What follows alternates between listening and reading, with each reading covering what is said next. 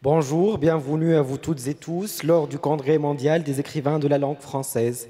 Notre invité aujourd'hui dans le cadre du grand entretien est Felwine Sarr. Felwine Sarr est écrivain, poète, essayiste, romancier.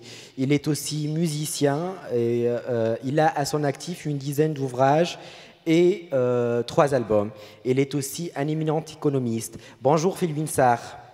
Bonjour Thierry. Bonjour. Phil Missard, pour commencer, nous allons commencer par une question un peu générale. Comment percevez-vous aujourd'hui la francophonie?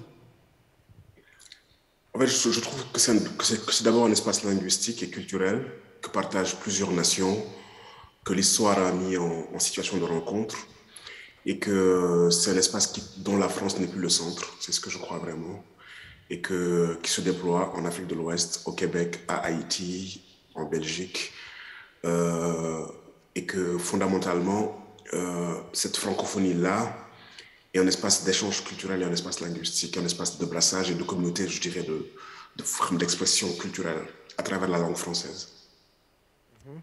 Et vous qui militez entre autres pour la restitution du patrimoine africain, entre autres en France, vous ne percevez vous donc pas la francophonie comme étant également un système politique d'abord? Si, bien évidemment, il y a l'institution de l'OIF et je pense qu'il y a eu une volonté à un moment donné d'en faire un instrument d'influence, tu vois, d'influence dans l'espace des pays dits francophones. Alors, je distingue cette francophonie-là de la francophonie que j'appellerais linguistique et culturelle, qui me semble relever de deux logiques différentes, même si je ne pense pas que la France, dans son imaginaire, ait renoncé à l'influence, entre guillemets, mais je crois que ce désir de centralité lui échappe, quoi. Je ne pense pas que dans l'espace symbolique, elle puisse contrôler les dynamiques qui ont cours, et je pense que l'espace culturel se configure lui-même. Et puis, entre nous, je ne crois pas que la francophonie politique ait aussi une grande influence sur ce qui se joue dans les pays, quoi.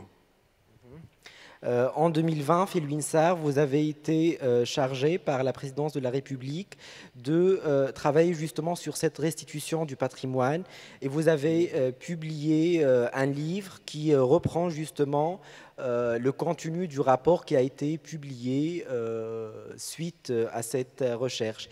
Quel impact cela a eu? Le rapport que Bénédicte Savoie et moi avons publié a eu un important impact déjà en termes de débat et de questions sociétales. Il a été débattu dans tous les milieux liés au musée, en dehors de la France, en Afrique, en Europe, aux États-Unis. Euh, la France a commencé à restituer quelques pièces aux pays africains, un sabre au Sénégal, 26 objets au Bénin. Je pense qu'ils sont prévus pour le mois prochain. Mais ce que j'ai trouvé important, c'est que les effets de ce débat ne sont pas simplement limités à la France. L'Allemagne est en train de restituer les fameux bronzes du Bénin. Il y a 2 jours, il y a eu l'ouverture du Humboldt Forum. Et c'était la question au cœur donc des débats.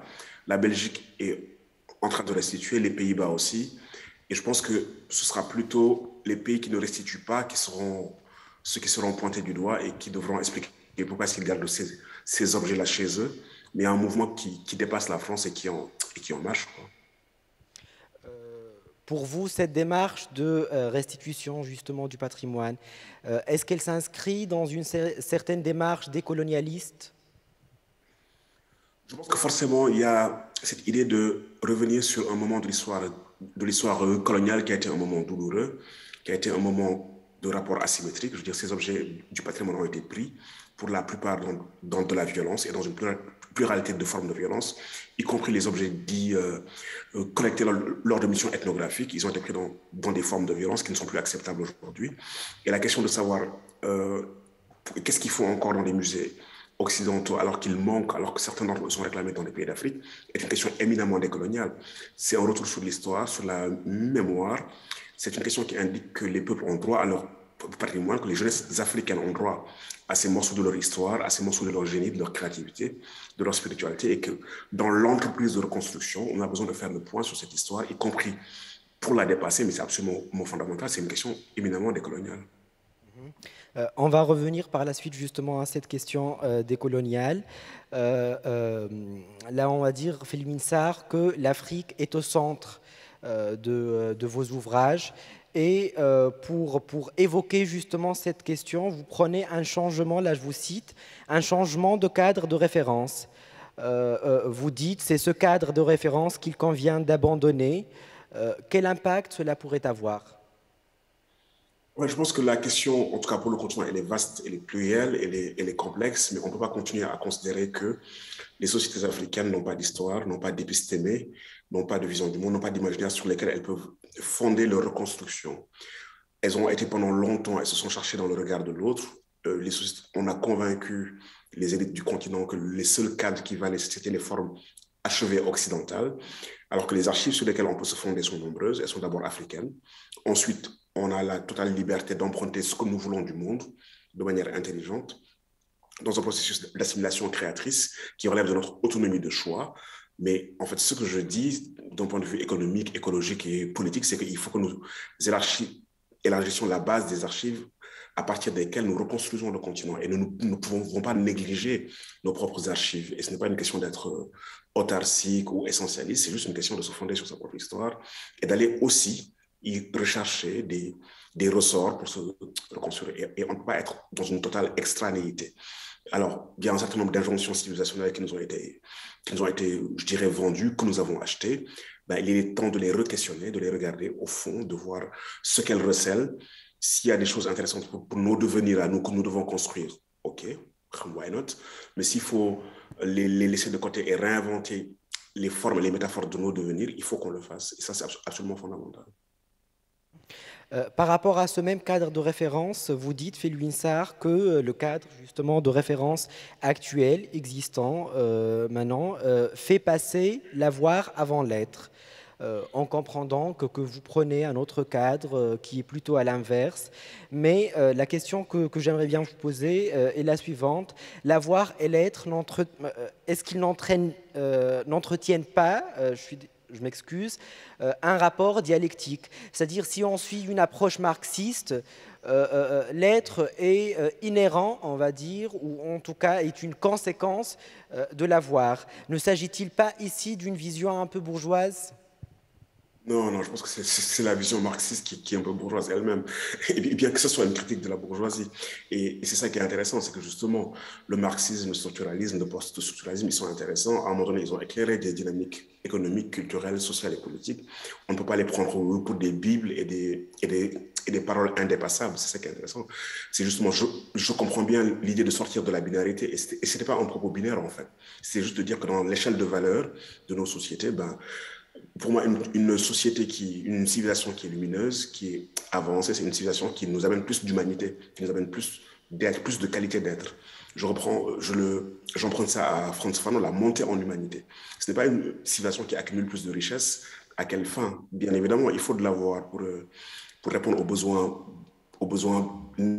aux besoins fondamentaux des individus. Mais une fois que vous avez répondu à vos besoins fondamentaux, qu'est-ce que vous faites de votre esprit, de votre conscience, de votre temps de vie? Et c'était ça la question, c'est de dire que la vie a besoin d'être insufflée de sens et d'être insufflée d'une qualité d'être. Et cette dimension de l'être, elle doit aussi faire partie de nos préoccupations sociétales. En même temps que nous travaillons aux conditions de l'existence, les conditions matérielles, nous devons travailler aussi au sens profond de nos existences à nous. Et une civilisation, elle n'est pas que matérielle, elle est aussi spirituelle, culturelle et métaphysique s'il le faut. Mais cet épanouissement spirituel ou culturel dont vous parlez, n'est-il pas justement rattaché ou en tout cas relatif et il se soumet en quelque sorte à ce qu'on appelle aujourd'hui les déterminismes sociaux. C'est-à-dire, peut-on avoir cette qualité de vie dont vous parlez, que vous placez au centre de ce nouveau cadre de référence, sans s'atteler aux questions économiques qui sont aujourd'hui au centre de tout débat dans un monde extrêmement mondialisé? Bon, je vous rappelle juste que je suis un économiste et que c'est mon travail premier de réfléchir aux conditions de la production matérielle, de la répartition et du bien-être économique des gens. C'est mon boulot. Et le dernier livre que j'ai publié avec Gaël Lugero s'appelle L'économie à venir, où on réfléchit à comment créer un ordre économique qui nourrit le vivant, qui n'accélère pas son entropie, qui répond aux besoins des communautés humaines, mais aussi des communautés de vivants. Donc ce n'est pas une vision dichotomiste, quoi. Je ne suis pas en train de dire on met l'économie de côté et puis on s'occupe de culture. Mais il faut quand même reconnaître qu'on est dans un monde où l'ordre économique est devenu hégémonique et dominant et où il détermine tout. C'est un ordre des moyens qu'il faut mettre au service de finalité sociétale beaucoup plus élevée. Donc c'est une articulation, en fait. Et chaque ordre doit remplir sa mission et occuper sa place juste. Et c'est parce que justement l'ordre économique n'occupe plus sa place juste qu'il dévaste la planète, qu'il met en péril l'idée de futur, on est dans un risque de futuricide, qu'il commet un écocide et qu'il n'est pas durable. Donc cette réflexion-là, on ne peut pas juste regarder l'ordre économique comme une nécessité sans s'interroger sur sa place, sur la manière dont il opère. Et l'idée, ce n'est pas encore d'être dans des dichotomies, c'est juste de replacer chaque ordre à sa place, quoi. Et les ordres des finalités sont au-dessus des ordres des moyens. Et par rapport aux problèmes économiques que traversent plusieurs pays africains, dont le Sénégal, dont vous êtes issu, comment percevez-vous le bout du tunnel? Quelles solutions justement économiques proposeriez-vous? Il y en a plusieurs. Déjà, les économistes du continent, ils travaillent depuis des années. On critiqué les approches développementistes de la Banque mondiale et du FMI qui ne fonctionnent pas. On proposé des formes d'économie qui assurent la sécurité alimentaire, qui assurent l'autosuffisance alimentaire, qui sont des économies relationnelles, qui sont des économies qui industrialisent, mais en décarbonant, on est dans une transition énergétique. Le Sénégal, aujourd'hui, essaie d'atteindre 30% de son parc énergétique en énergie non renouvelable. Mais je pense qu'il y a une sorte d'audace que nos gouvernements doivent avoir dans les formes économiques à mettre en œuvre. Ils sont pris par le désir et la nécessité et l'injonction de se raccrocher au train de l'économie néolibérale et de jouer le jeu, alors qu'ils jouent le jeu avec des acteurs qui n'ont pas le même poids. C'est comme lorsque vous rentrez dans un ring, que vous êtes un poids plume et que l'autre est un poids lourd, que les règles du jeu sont biaisées et qu'on vous demande de bien jouer le jeu. Ben, il y a quelque chose à faire là déjà dans la redéfinition des règles de l'économie globale, s'y insérer de manière intelligente pour nous, mais surtout oser la réinventer. Et je pense que les espaces de réinvention existent. Ils travaillent les sociétés et ce serait bien que nos dirigeants aient l'audace de bousculer un peu des formes économiques qui ne nous conviennent pas ou qui ne se jouent pas à notre avantage. Justement, dans un bon nombre également de votre œuvre, vous parlez d'une nécessité de reconceptualisation, notamment dans Afrotopia.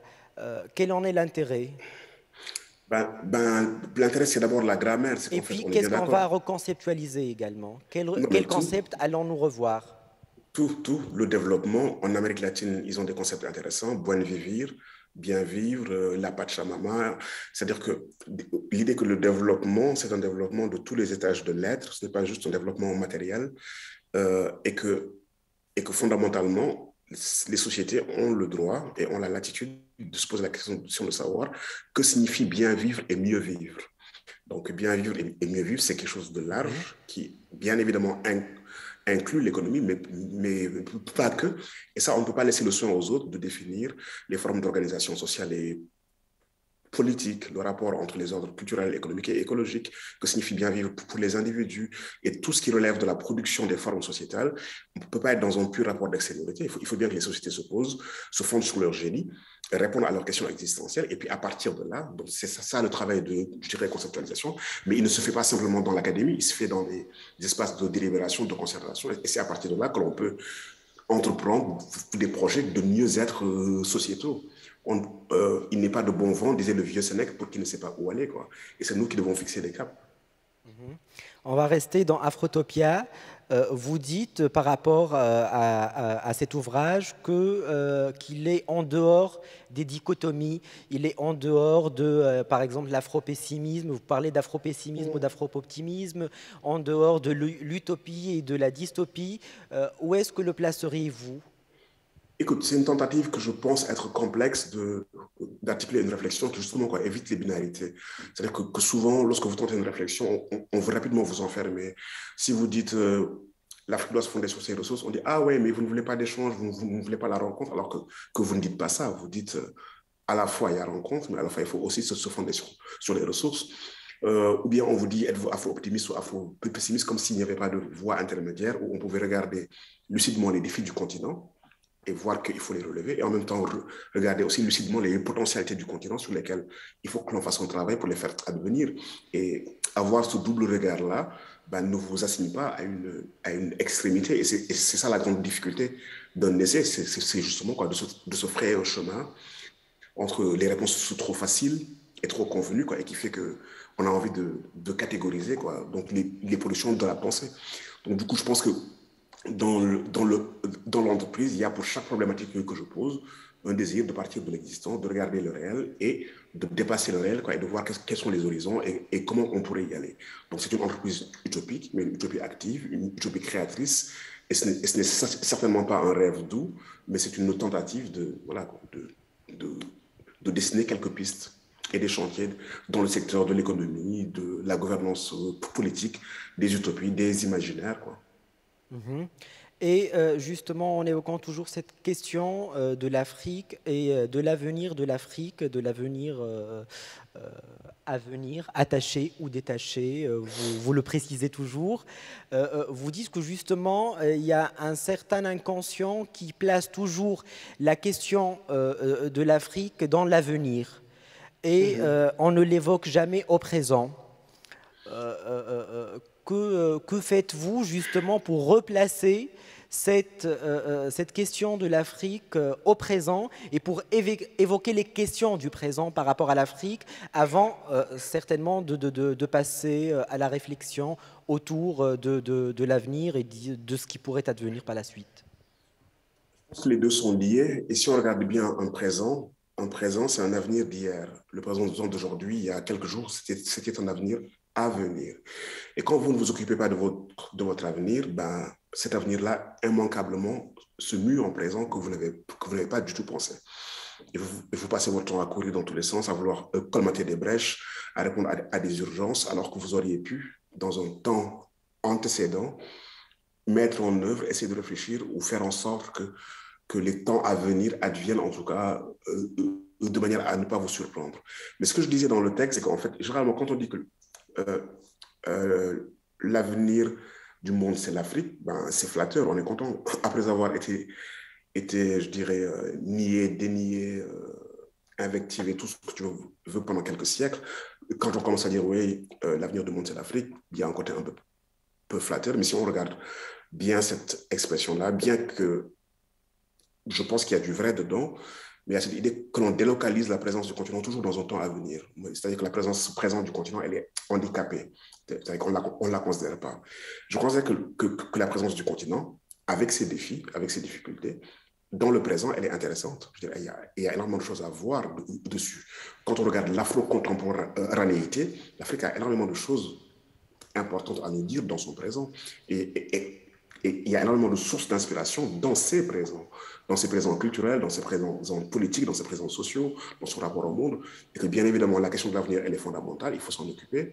Mais notre présence au monde, elle n'est pas qu'à venir, elle est déjà là, elle est pleine, et puis elle est déjà riche. Et je pense qu'il est important aussi que nous soyons en mesure, en même temps que nous regardons nos limites et nos difficultés, que nous regardons la richesse de notre présence, je dirais, contemporaine au monde. Donc c'est un double regard auquel j'appelle et être en mesure de regarder lucidement où est-ce qu'on en est et y compris voir là où notre présence au monde est pleine, dans le temps présent. Mhm. Dans une entrevue accordée, Phil Winsar, à Mayak Souri, dans le cadre de Déconfiné, qui est une série d'entrevues virtuelles organisée par l'Institut français de Tunisie, vous avez évoqué la question du voile. Là, justement, par rapport au voile, vous dites les filles ne pouvaient plus aller à l'école républicaine parce qu'il fallait qu'elles enlèvent le voile. Et vous enchaînez, j'ai trouvé que c'est une violence inouïe sur elles. La violence inouïe, justement, Felwine Sarr, sur ces filles, n'est-elle pas de les obliger justement à porter le voile? Et moi, j'emploie le verbe obliger parce que là, il s'agit d'un habit prescriptif. Donc, contrairement aux autres habits qu'on pourrait choisir d'une manière libre, où on peut on peut recourir à notre libre arbitre, là, cette prescription n'entrave-t-elle pas le choix libre et éclairé? En fait, je pense que vous faites la même erreur que Mayak Souri, c'est-à-dire on était dans un entretien sur la restitution et puis elle me ressort un article que j'ai écrit dans Ouma.com il y a 25 ans. déjà, ça faisait longtemps, et je me rappelle, j'étais étudiant en Moi, France. je me suis Il y basé avait, sur vos déclarations avec Maya Souri non, l'année dernière, pas non, sur l'article non, dans la OMA. non, mais, ouais, non, mais en fait, c'est le même problème. C'est que mon propos était dans l'article, mon propos n'était pas dans les déclarations. Et c'était une déclaration sur la déclaration. Et c'est ce qui fait que l'espace virtuel, des fois, est problématique. On vous demande de répondre à des commentaires sur des commentaires. Donc c'est un article qui date d'il y a 25 ans. Donc, je rappelle le contexte. À l'époque, il y a une loi qui interdit le port du voile à l'école. Et et j'explique en fait, quelle que soit la vision qu'on a de cette question-là, que moi-même, je ne prescrivais pas le voile, mais que les individus adultes avaient la liberté de faire le choix en conscience, même si on estime que les individus se trompent. Donc, il ne s'agissait pas des petites filles, et c'était une question sur la casuistique et sur la conscience. Et je rappelais qu'à l'époque, que ma propre vision individuelle et que j'ai des filles et que mes filles, je ne les éduque pas dans ce sens-là et que j'avais une lecture beaucoup plus ouverte de cette question-là, mais que fondamentalement, les gens avaient le droit d'avoir leur lecture et qu'on devait respecter leur lecture et les exclure de l'école, c'était leur impliquer une violence. Bon, après, cette question-là, elle est complexe, elle ne va pas se régler dans un débat télé en 2-3 minutes, je veux dire, et c'est ça aussi le truc, c'est que quand on tient un propos, on le tient dans sa largeur, et c'était l'espace d'un texte dans lequel j'ai pu articuler un propos complexe et qui a été réduit par votre consoeur, parce que, pour des raisons qui lui appartiennent, quoi. Donc je vous demande d'aller regarder l'article. Mhm. Et votre position par rapport à cela a-t-elle évolué? Non, en fait, c'est même pas un débat qui m'intéresse aujourd'hui. C'est-à-dire que c'est ça le truc, c'est que je me rappelle que Sioran disait à un moment donné que celui qui, c'est la question du discours et de l'intellectualité. Je trouve qu'il y a une sorte de chasse aux sorcières dans l'espace d'Internet où on va vous ressortir un propos que vous avez tenu il y a 25 ans et puis on va vous demander de vous justifier, de vous expliquer en enlevant le contexte. Et en fait, je n'ai pas réfléchi à la question. Ce n'est pas des questions qui m'agitent aujourd'hui. Et j'ai envie juste de vous renvoyer à la responsabilité de la parole dynamique, quoi, d'aller regarder l'article et de vous faire votre propre opinion là-dessus. Enfin, j'ai pas envie de jouer le jeu ni de la justification, ni de oui, etc., etc. Non, Phil Sarr, en transcendant cette question du voile pour aller vers une question plus générale. Ben oui. L'attachement aux spécificités culturelles aujourd'hui pour certaines communautés dans certains pays dans le monde ne s'applique-t-il pas justement à un autre concept qui est plus, en tout cas pour moi, qui est plus un dispositif qu'une valeur, à savoir l'universalisme? Je pense Ne qu'il n'y a pas à les pourrait-on opposer. pas avoir des droits et des libertés dans le monde à géométrie variable en fonction de la géographie? Non, je ne crois pas en ça. Je crois qu'il ne faut pas opposer universalisme et spécificité culturelle. Je crois que chaque culture est une réponse aux défis qui se posent dans un propre environnement. Chaque culture est une production d'être. Et que le vrai universel, c'est un universel qui est riche, comme le disait Césaire, de tous les particuliers. Il n'y a pas de genre de dualité, universalité et spécificité qu'on opposerait. Et les gens qui tiendraient à des éléments de leur culture ne seraient pas universels. Et les universels, bah, ceux qui se proclament universels tiennent à leur culture. Ceux qui ont proclamé que l'universalité était un des visages de leur expérience au monde et qui voulaient être en droit, ils partent de leur culture. C'est une spécificité qui s'est proclamée universelle. Et la question, une fois de plus, elle ne se pose pas dans cette dichotomie être ou autre. C'est un unitas multiplex, c'est un multiple. Et Bachir, Merleau-Ponty Mhm. disent de Comment la sortir de poseriez-vous l'universel. alors? Non, je la pose comme des gens comme Edouard Glissant, comme Suleiman Bachir, comme Mhm. Maurice Merleau-Ponty ou comme Césaire qui disent que justement il faut sortir d'un universel de surplomb et construire un universel latéral, quoi, qui est un dialogue entre les cultures. Et en plus, je n'essentialise pas les cultures. Dans les cultures, il y a de belles choses, mais il y a des choses qu'il faut abandonner. Tous ceux qui, dans les cultures, réduisent l'humanité des uns et des autres, je suis d'avis qu'il faut l'abandonner. Donc, une culture en elle-même, c'est un chemin dynamique, ce n'est pas une essence. Et je pense que cette question-là, elle est tellement délicate qu'il faut la prendre avec délicatesse et complexité.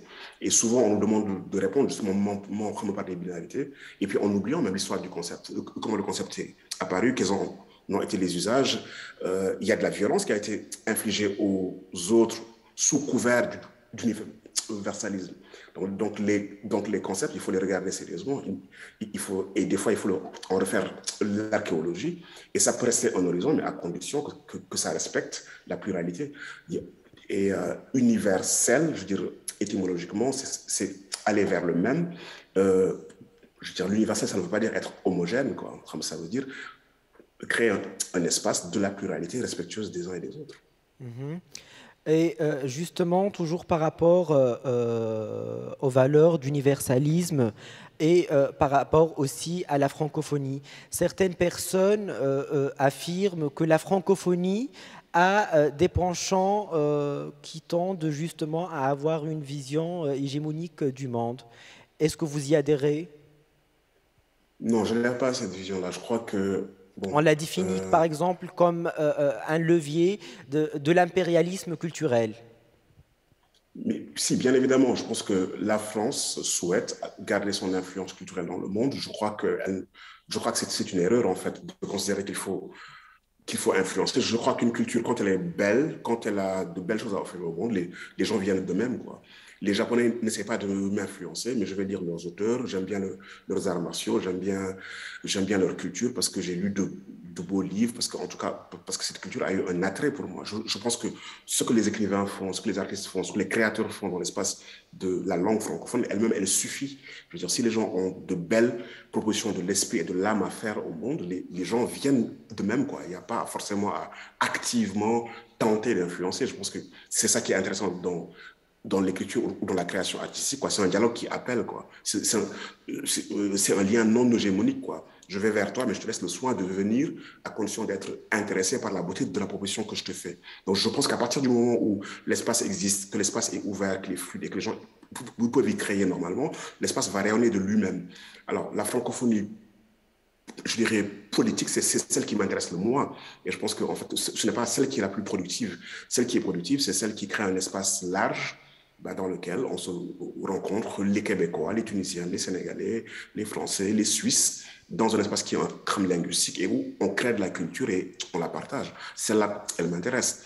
Après, les relents d'influence pseudo-politique, je veux dire, ça ne m'intéresse pas trop, quoi. Et je ne trouve pas que c'est la dimension de la francophonie qui est la plus intéressante. Je pense que celle d'un congrès des écrivains de langue française est largement beaucoup plus intéressante. Phil Missard, nous rappelons également que vous êtes musicien, vous avez à votre actif 3 albums. Le dernier a été publié en 2007. Quand est-ce que compteriez-vous revenir vers la musique et le monde musical? L'année prochaine, je suis déjà revenu, j'ai remonté au groupe, j'ai fait une série de concerts, je suis en studio et j'espère vivement qu'en 2022, proposer 2 nouveaux albums, quoi. Et on est en plein travail d'ailleurs actuellement. Mhm. Et une dernière question, Phil Winsar. Comment pourrait-on ou comment arrive-t-on à marier l'économie, la poésie, le roman, euh, et la politique aussi et la musique? Je pense que j'étais musicien avant, quand j'étais adolescent. J'étais intéressé par les humanités et la littérature. J'écris depuis que j'ai 10 12 ans et j'ai poursuivi ma passion d'écriture quand j'étais étudiant. Et je pense que j'ai étudié l'économie. Donc, du coup, l'économie est arrivée. C'est ma discipline académique et scientifique. Mais fondamentalement, j'avais une passion pour les arts et les lettres qui est ancienne, que j'ai poursuivie. Et c'est une soif que j'ai poursuivie depuis très, très longtemps. Et puis est arrivé un moment où ma vie académique et ma vie, je dirais, artistique se sont rejoints. Et ça semble incompatible, mais en fait, dans ma tête, je ne suis pas un économiste. C'est-à-dire que ma discipline académique et l'économie était l'économie même jusqu'à récemment. Parce que là, je suis dans une fac qui est beaucoup plus ouverte sur les humanités et j'enseigne autre chose que l'économie, même si j'ai gardé un cours en économie. Et donc, du coup, je ne m'identifie pas à ma discipline académique. Je pense que le plus important, c'est le fait que voilà, c'est le fait que j'ai un rapport à la sensibilité de l'autre qui est médié par les arts, par la littérature et la musique, et ça ne m'empêche pas par ailleurs de poursuivre une quête intellectuelle et académique. Et je pense qu'on peut articuler, puisque ça parle à des étages différents de l'être, et que fondamentalement, c'est être dans une relation avec l'autre, dans une relation de transmission et de rencontre qui m'intéresse. Et il s'est trouvé que j'ai eu l'opportunité de pouvoir articuler deux médiums ou 3 médiums dans cette entreprise-là, quoi. Mhm. Merci beaucoup, Phil Sarr, d'avoir accepté notre Je invitation. vous remercie. Merci Je vous d'avoir remercie. participé au Et bon Congrès congrès. mondial des écrivains de langue française. On remercie le public ici présent et à la prochaine. Au revoir.